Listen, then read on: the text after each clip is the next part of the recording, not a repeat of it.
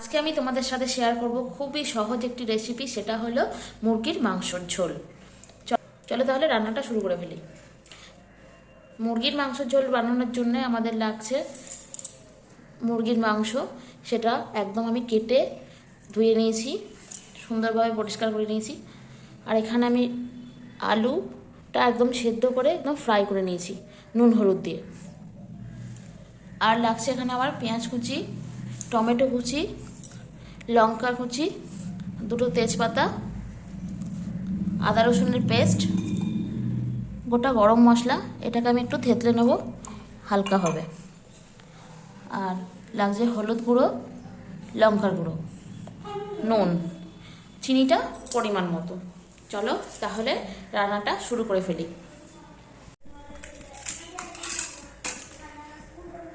কড়াইটা আমার গরম হয়ে গেছে। এবার আমি দিয়ে দেবো কড়াইতে সর্ষের তেল।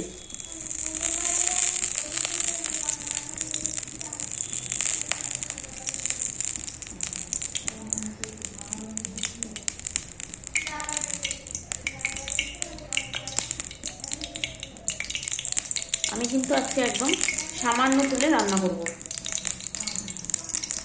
খুব একটা বেশি তেল দেব না।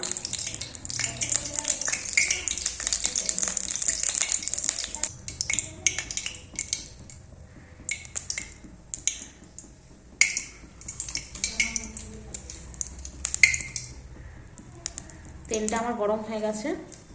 এবার তেলের মধ্যে দুটো তেজপাতা ছিঁড়ে দিয়ে দিলাম।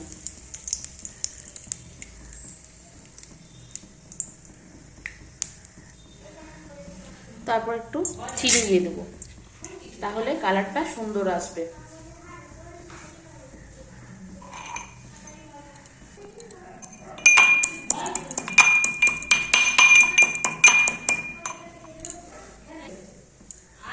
এবার গোটা গরম মশলাটাকে একটু থেতলে নিয়ে দিয়ে দিচ্ছি।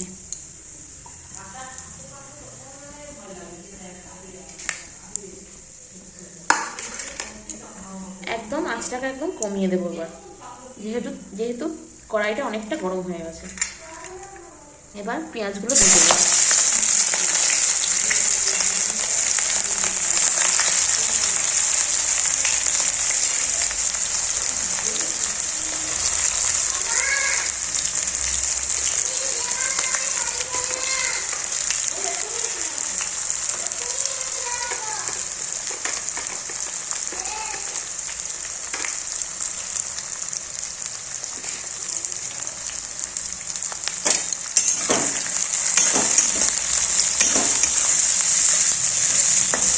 পেঁয়াজটা আমি হালকাভাবে ভেজে নেব।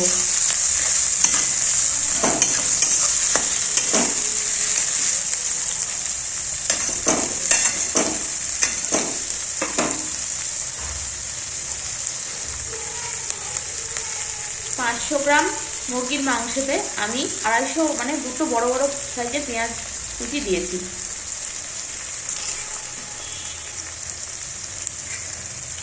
এবার টমেটো কুচিটাও দিয়ে দেবো। এবার লঙ্কা কুচিটাও দিয়ে দিলাম একসাথে।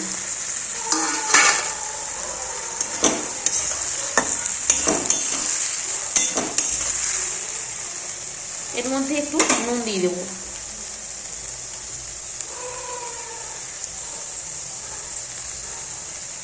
আমি নুনটা একেবারেই আন্দাজ মতো দিয়ে দিচ্ছি, তোমরা চাইলে পরেও দিতে পারো। আবার আমি একেবারেই আন্দাজ মতো দিয়ে দেবো নুনটা।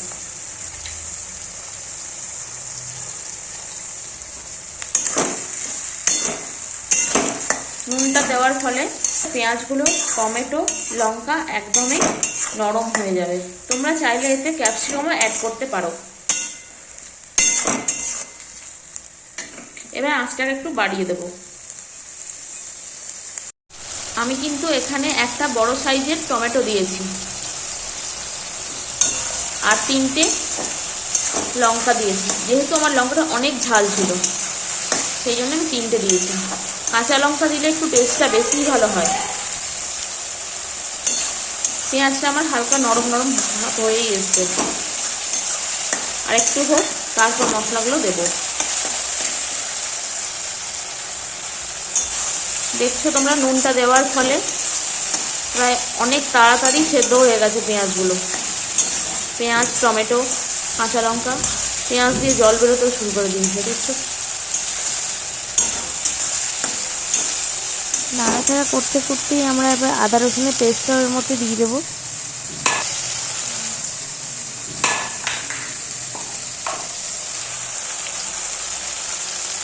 সামান্য পরিমাণে একটু জল দিয়ে দেবো।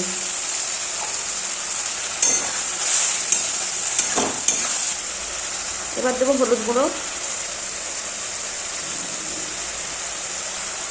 তোমরা আন্দাজ মতো দেবে।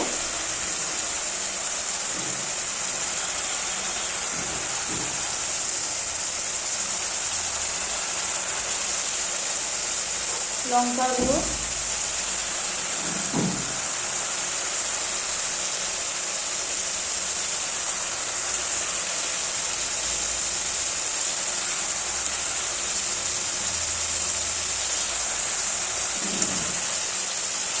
তোমরা তোমাদের স্বাদ মতো লঙ্কার গুঁড়োটা দিয়ে দিও। যে যেমন ঝাল খেতে পছন্দ করো সে সেরকম বুঝে দেবে। আমাদের যেহেতু ঝাল ঝাল পছন্দ করে সবাই, সেই জন্য আমি একটু লঙ্কার গুঁড়োটা একটু বেশি দিলাম। এবার সুন্দরভাবে মশলাটা কষে নেব।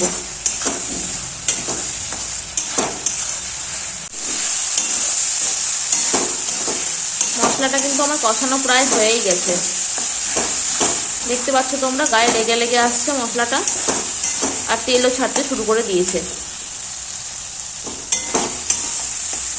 এখন আমি খুব একটা ভালো করে মশলাটা কষবো না, একবারে চিকেনটা দিয়ে তারপরে মশলাটাকে একসাথে কষবো। এবার আমি চিকেনটা দিয়ে দিচ্ছি। চিকেনটা থেকে তোমরা কিন্তু খুব ভালো করে জলটা ঝরিয়ে রাখবে, নইলে জল বেরিয়ে গেলে তখন খেতে কিন্তু অতটাও ভালো লাগবে না। এবার সুন্দরভাবে আমি মাংসটা কষিয়ে নেব।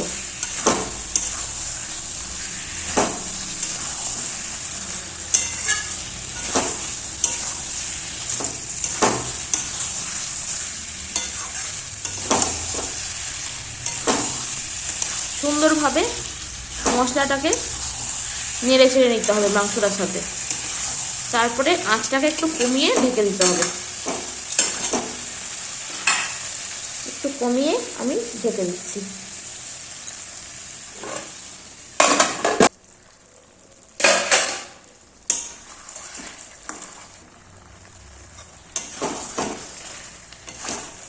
ঢাকনাটা দেওয়ার ফলে কিন্তু যেহেতু আমি কমিয়ে দিয়েছিলাম, সেই জন্যে অনেকটাই মাংসটা থেকে জল বেরিয়েছে। সেই কারণেই তোমাদেরকে আমি বলছিলাম যে জলটা খুব ভালো করে ঝরিয়ে নেবে।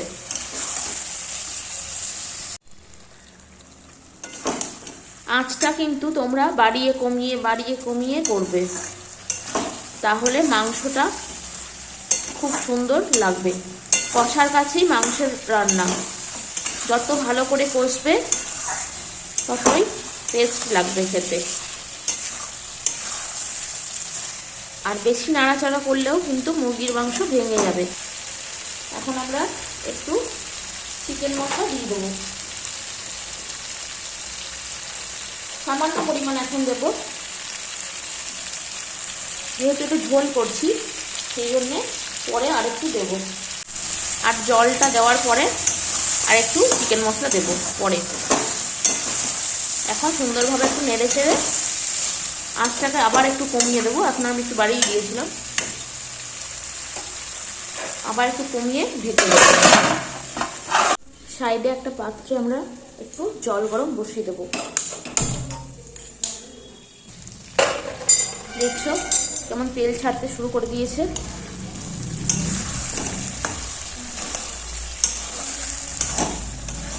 এবার আঁচটাকে একটু বাড়িয়ে দেবে, বাড়িয়ে কমিয়ে করবে, দেখবে যেন নিচে না লেগে যায়। কড়াইয়ের তলায় যদি লেগে যায় তাহলে মাংসটা কিন্তু পুড়ে যাবে, পুড়ে গেলে খেতে খুব বাজে লাগবে।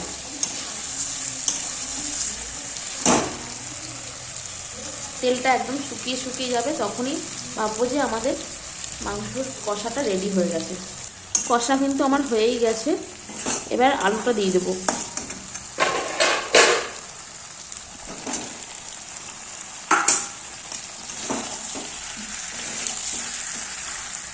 আলুটা দিয়ে একটু নাড়াচাড়া করে নেব, তারপরে জলটা দিয়ে দেবো।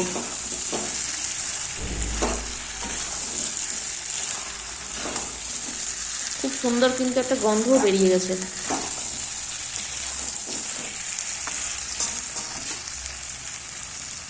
এবার জলটা দিয়ে দেবো, গরম জল সাইডে বসিয়ে রেখেছিলাম, এই জলটাই দিয়ে দেবো।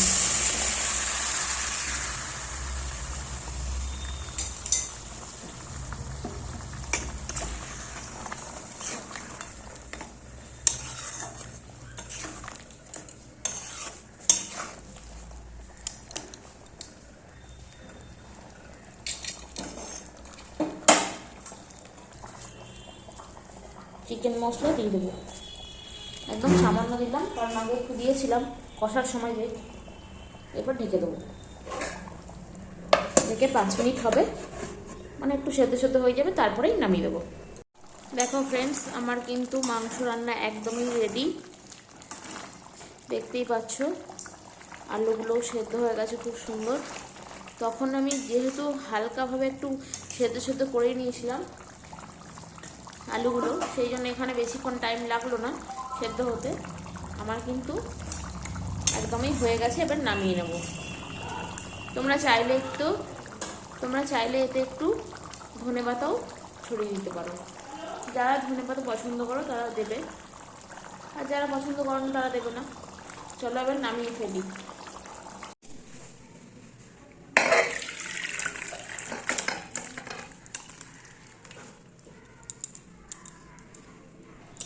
আমার চিকেন রান্না রেডি একদমই। আর তোমরা চাইলে ঝোলটাকে একটু কমিয়ে দিতে পারো, আমরা যেহেতু ভাতের সাথে খাবো সেই জন্যেই আমি একটু ঝোল ঝোল টাইপের বানিয়েছি। এটা একটু ঝোলটা যদি কম করে করো তাহলে তোমরা এটা রুটি, পরোটা, লুচি এর সাথেও খেতে পারো। খুব সহজ একটি রেসিপি। যারা মাংস রান্না করতে ভয় পাও একদমই ভয় পাবে না। আমিও প্রথম ভয় পেতাম, এখন আর ভয় পাই না, খুব সহজেই মাংসটা রান্না করে ফেলতে পারি।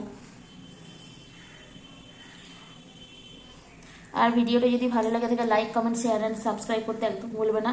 চলো তাহলে নেক্সট ভিডিওর জন্য অপেক্ষা করো আর চোখ রেখো আমার চ্যানেলে। চলো তাহলে আজকের মতো টাটা সবাইকে।